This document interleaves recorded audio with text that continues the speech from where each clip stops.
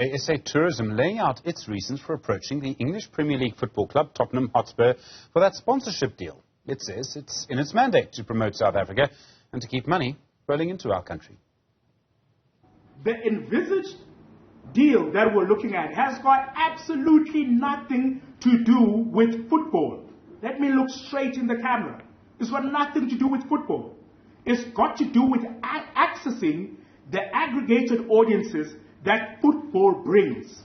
That's who we are after. We are after the viewers of football, the followers of football that have got the spend and the willingness to travel long haul into our destination.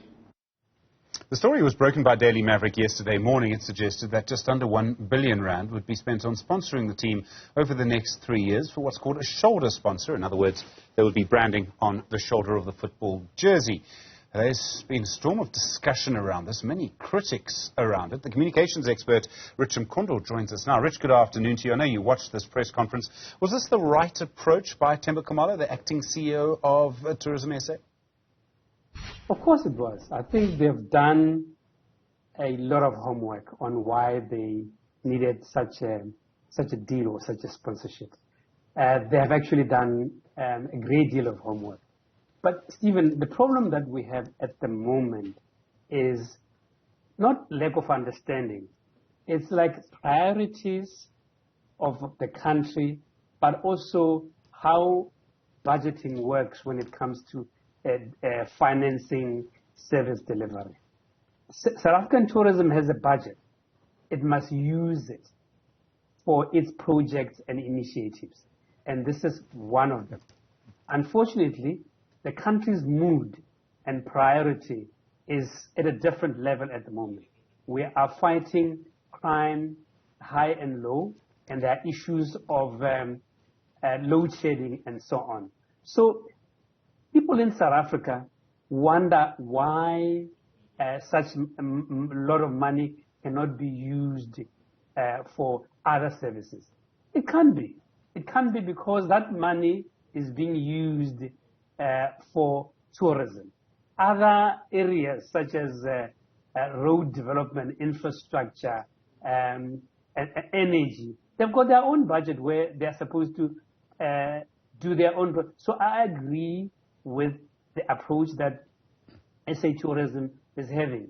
Unfortunately, they've got a lot to do to convince South Africans that it has to happen now and not in the near future.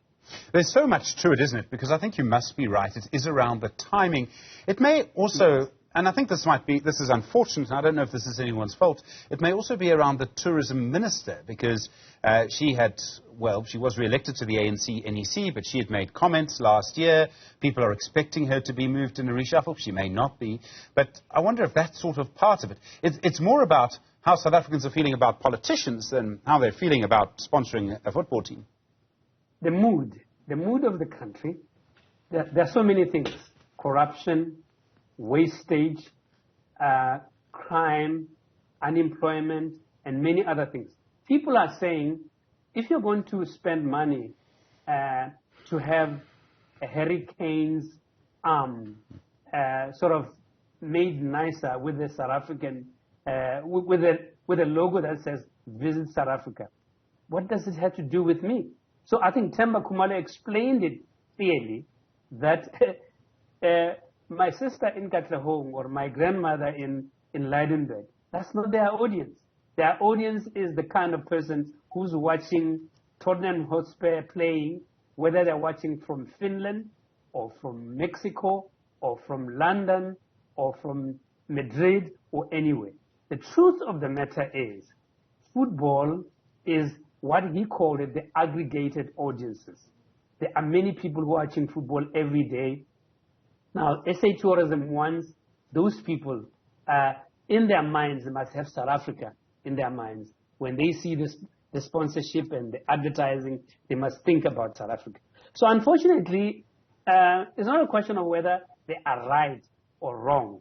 It's the question on how they will be able to convince us that it should be done, how actually are they going to be able to do it in the mood that we are in, of load shedding, of crime, of unemployment, of corruption, all kinds of things.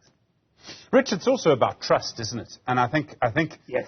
people have gotten to a position where there are people in government and maybe in the governing party who could say the sky is blue and everyone would want to argue with them, you know. How do you get that trust back? And I mean, part of it is action, but part of it's messaging. The trust deficit is very low in that, for example, when there is this kind of negotiation, the first question they ask is, are there any other people that you are paying to be able to get this deal? I mean, Themba Khumalo spent a few minutes explaining that there's no one else involved. And I'm sure the next question would be, who actually made that trip to the Tottenham Hotspur Stadium to be able to go and to be convinced? So you're quite right. There's no trust. We don't trust our politicians. Why don't we trust them? Because there is a lot that has gone wrong in our country. If you drive out of your home, there's a pothole. People say, someone may say, oh, why sponsor Tottenham Hotspur and not actually fix my pothole? It doesn't work that way. There is a budget for fixing potholes, but there's also a budget for actually selling the country, unfortunately. Rich Mkhondo, thank you very much indeed, communications expert. I really do appreciate the time.